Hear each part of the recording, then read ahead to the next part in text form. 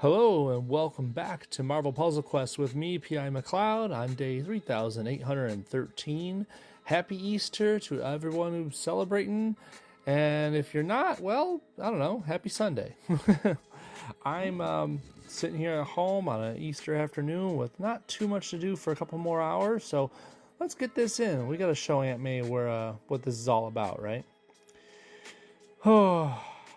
I apologize in advance. At some point, you might hear a couple extra sounds in the background. The kids are both home, and they're having a great time. But if you know anything about siblings, you understand how that could end up. Anyways, also, I want to just put a note out there that we, let me reword this here. U School Avengers. I might be pronouncing it wrong. I joined this alliance long ago. But we have an extra slot open. Look at that. Members 19 out of 20. If you want in, feel free to apply for it. Search the name. It is a private alliance, so you're going to have to apply to get in. But and drop a message in the chat. Like, not the Twitch chat, but drop a message in, the YouTube comments or whatever, okay? At that point in time, we'll take a look at the roster and see if everything's good. We're a pretty casual alliance. We don't really need a lot. We don't demand a lot. We just want boss participation, if anything. Try your hardest to earn bosses. Other than that, just log in every day if you can.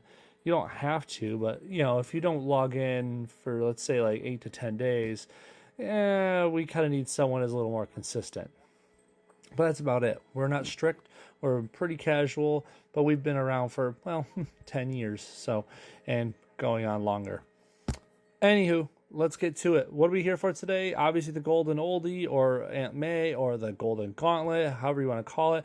But first, before I get into that, we have this Crash the Titans I want to do. I have to get it done, and I haven't had any time throughout this week. I mean, it's a holiday week after all. So I'm going to get this in. We're going to get this done now, and then we'll move on over to the boss nodes, okay? Crash the Titans against Quake. 4-star Quake came out long ago in this game. Not too early, but long enough.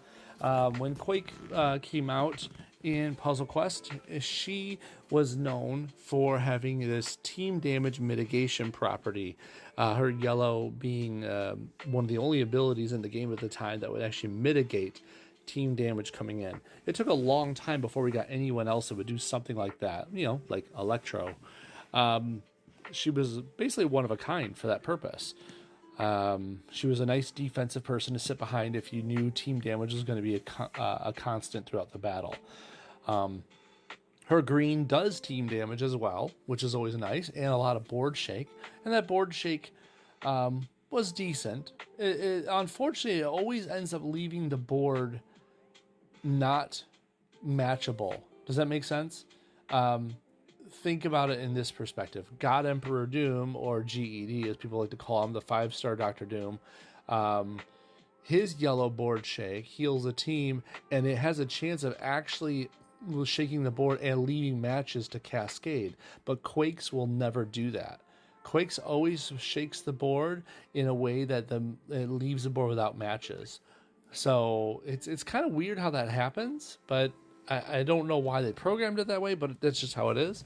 And finally, Quake's Blue is pretty useful at trimming the board down from one color. So it costs a cheap amount. I want to say it's like 7 or 8. And when you cast it, you pick a color, and it gets rid of like up to 8 tiles of that color off the board, just destroys them. And that's pretty good because we're talking about cascades once again. There's a lot more cascade action with her because of the fact that you're getting rid of a whole color. She's not the biggest threat in the world because her abilities aren't constantly damaging. There's no passive that's constantly putting out damage, gaining AP, doing defensive things besides team damage defense. She can be a threat if she's allowed to get all that AP she needs, though. Her green is kind of expensive. So, without further ado, let's get into it. We're going to go against her with Misty Knight from the Heroes for Hire. Misty Knight came out a bit, a year or so, I want to say. I'm kind of guesstimating in my head here, after Quake. She's How do I describe her? She plays with fortified tiles. She likes making attack tiles, and she heals passively based on fortified tiles being destroyed or matched away. Yeah. Anyways, point is, she likes playing with fortified tiles, but she has a tendency to get rid of them a lot too. It's kind of like silk in her webs. Does that make sense? Here, I'll show you what I mean though. Her blue, I'm gonna start at the bottom because you'll see. Her blue is cheap, costs 6 blue, deals some okay damage for the price. It makes a bunch of attack tiles in a chosen row, and if the attack tiles are created in either team's strongest color, you fortify that tile and deal extra damage. It's actually a pretty nice ability. It's a good way to get fortification out there too, and it's only 6 blue. Her yellow costs 7, just a hair more. You convert 2 random basic tiles to her team's strongest color, then fortify and improve 3, well, actually at level 5, improve 4 friendly tiles by 68. As a passive, when a fortified tile is matched or destroyed, and that doesn't mean who, it's anyone, friend or enemy. When anyone does that, Misty Knight heals her allies for a burst of health. If any allies are a defender, Misty is also healed. So obviously she plays better with a defender on her side. I put this down to rank 3 though because I'm not using her for the healing properties of this. There's usually not enough fortified tiles out there to make this the main reason I'm using her. And then there's the green, Bionic Beatdown. I honestly don't like using this ability that much. That's only because of what it does. Like usually if I'm using fortified tiles, I want to keep them out there because fortified tiles usually have some sort of benefit for being out there. See Shuri for more reasons why, or Heimdall for that matter. Anyways, she does, for 8 green, she deals over 8,000 damage to the level I have her out, which is pretty good cost versus price. I mean, the effect versus price? Yeah, sure, whatever. And then it deals an additional damage for each fortified tile on the board, and then removes their fortifications.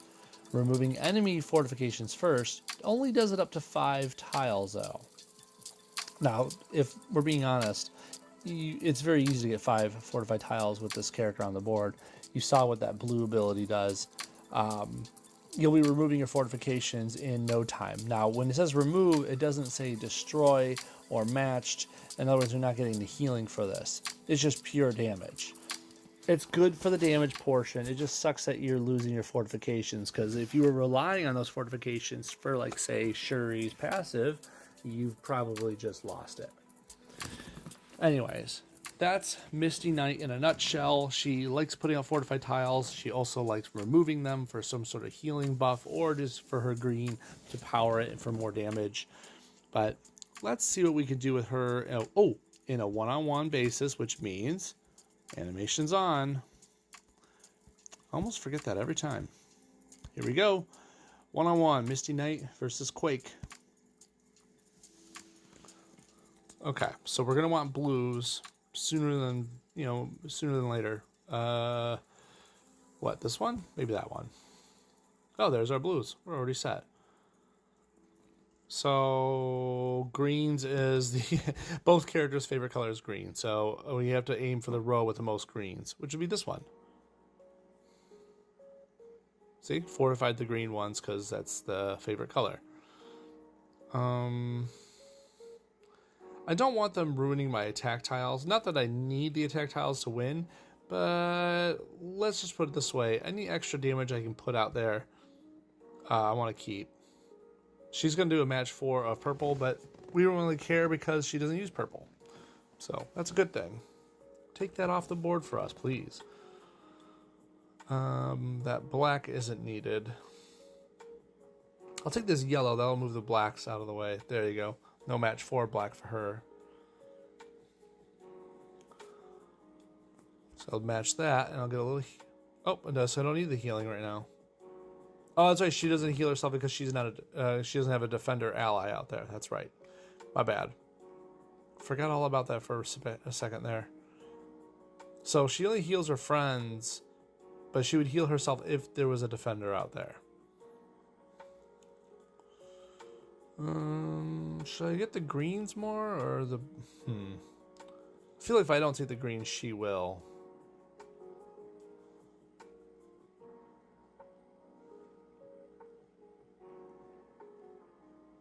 Well, I don't see blues, greens, or yellows available. Okay. Go over here. And then there's a green that she'll take. She's probably close to casting her Quake. Yep, there it is. 11 AP. She's 1 away. Well, let's see if I can get myself to fall down. Nope, but she has it right there now. Oh, she took the blue instead. I'll take the crit for that. Thank you. And then I'll defend a little bit here. Okay, take this green AP.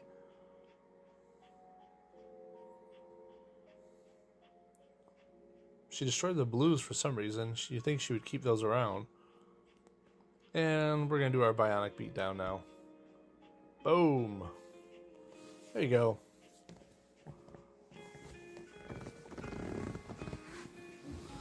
Easy peasy. Misty Knight's, I wouldn't say she's an amazing character, but she's pretty strong. She's not the most reliable for winning a fight, but at the same time, she's not a dud. She's no Puck. She's not Penny Parker. She's, got a decent set of moves underneath her. So, she's good. That is Misty Knight's Crash of the Titans.